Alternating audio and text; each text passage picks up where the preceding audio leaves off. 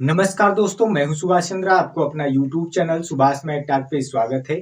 आज हम आपको संविधान में भाग पढ़ाएंगे, अर्थात जब संविधान लागू हुआ था उस समय मूल रूप से कितने भाग थे, उसके बारे में आज हम विशेष चर्चा करने वाले हैं। तो आइए ध्यान से देखते हैं। यदि हमारा ये वीडियो आपको अच्छा लगे तो लाइक शेयर सब्सक्राइब जरूर करिएगा। आप प्रतिक्रिया जरूर दीजिएगा, हमें आपकी प्रतिक्रियाओं का बेसब्री से इंतजार रहता है। तो आइए ध्यान से देखते हैं। तो संविधान के भाग में एक तरफ हमने भाग लिखा है और एक तरफ हमने विषय लिखा है और एक तरफ हमने अनुच्छेद लिखा है। तो आइए ध्यान से देखते हैं। जो आपका पहला भाग है, पहला भाग ये संघ और उसका राज्य क्षेत्र है। भाग एक जो है वो संघ और उसका राज्य क्षेत्र है। अनुच्छेद 1 से लेकर 4 तक है। और भाग 2 जो है वो नागरिकता है। अनुच्छेद 5 से 11 तक है। और भाग 3 जो है वो आपका मौलिक अधिकार फंडामेंटल राइट्स है। ये 12 से लेकर 35 तक अनुच्छेद है। और जो आपका अनुच्छेद 4 है ये राज्य के नीति निर्देशक तत्व है, जिसे डीपीएसपी भी कहते हैं। अनुच्छेद 36 से लेके 51 तक है। और भाग 4 के क जो है वो मौलिक कर्तव्य है। अनुच्छेद 51 के क है।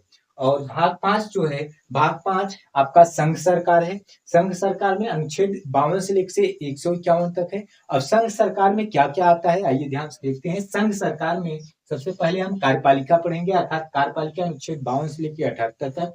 इसके बाद संसद अनुच्छेद 79 से लेकर 122 तक। इसके बाद राष्ट्रपति की विधायी शक्तियां अनुच्छेद 123। और इसके बाद संघ की न्यायपालिका अनुच्छेद 124 से 147। इसके बाद भारत के नियंत्रक महालेखा परीक्षक अनुच्छेद 148 से 151 तक।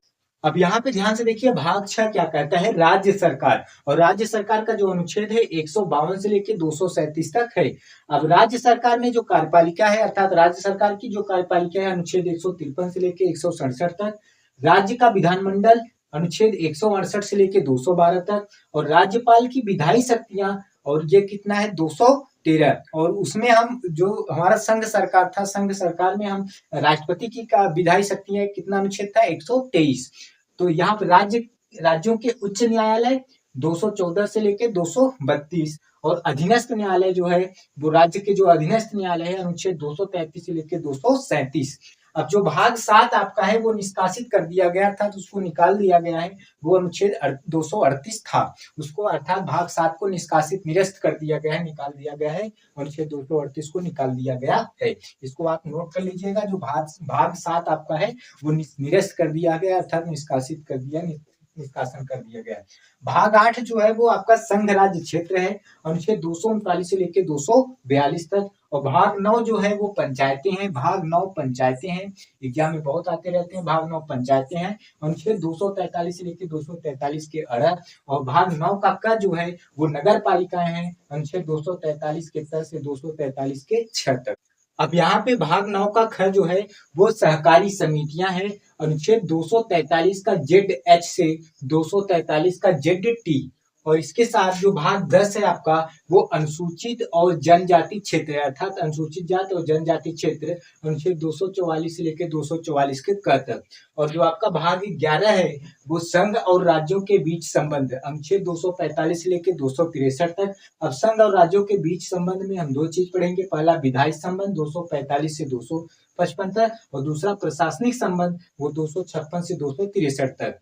और इसके बाद जो भाग आपका 12 है वो वित्त संपत्ति संविदाएं और वाद, अनुच्छेद 264 से लेकर 300 के क तक। और जो आपका भाग 13 है वो भारत के राज्य क्षेत्र के भीतर व्यापार वाणिज्य एवं समागम, अर्थात भारत के अंदर आप कहीं भी व्यापार और वाणिज्य समागम कर सकते हैं। ये अनुच्छेद 301 से लेकर 307 तक है।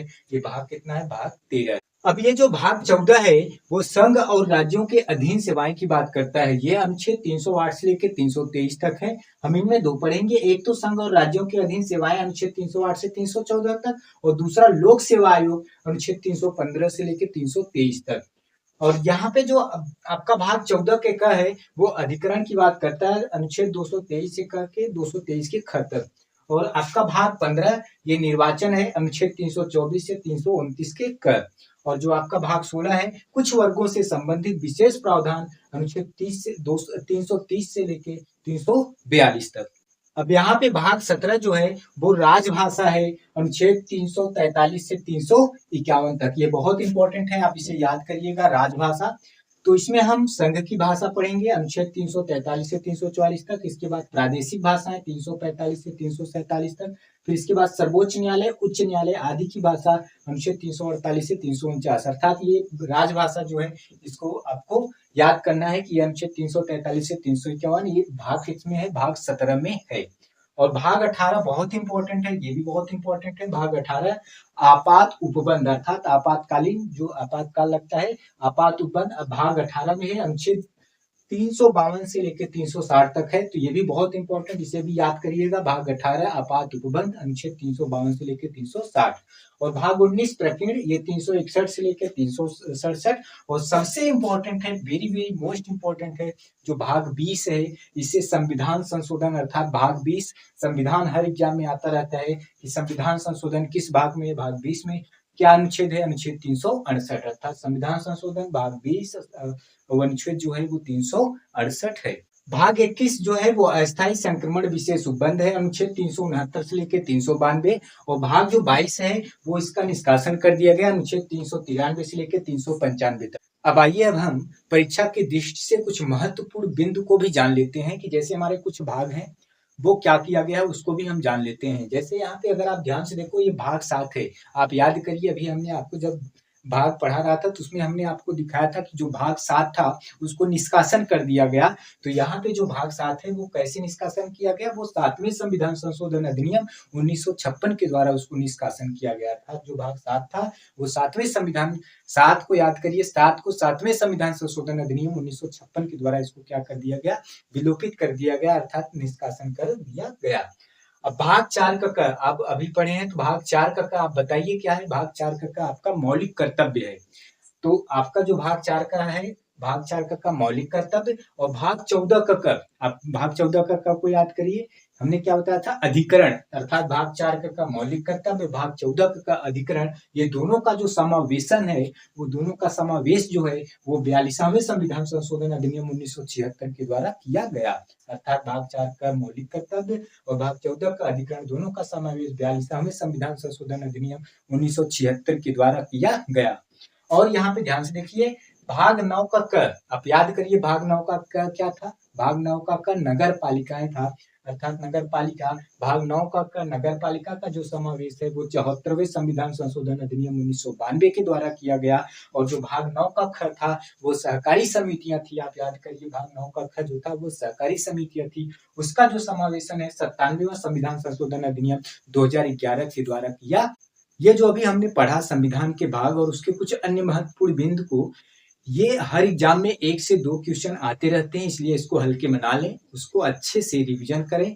और हो सके तो आप कॉपी पेन लेके उसको बार बार उसमें लिखते रहें, रिवीजन करते रहें, रिकॉल होता रहेगा। और इसको हल्के में ना लीजिए, क्योंकि हर एग्जाम में 1 से 2 क्वेश्चन आता रहता है।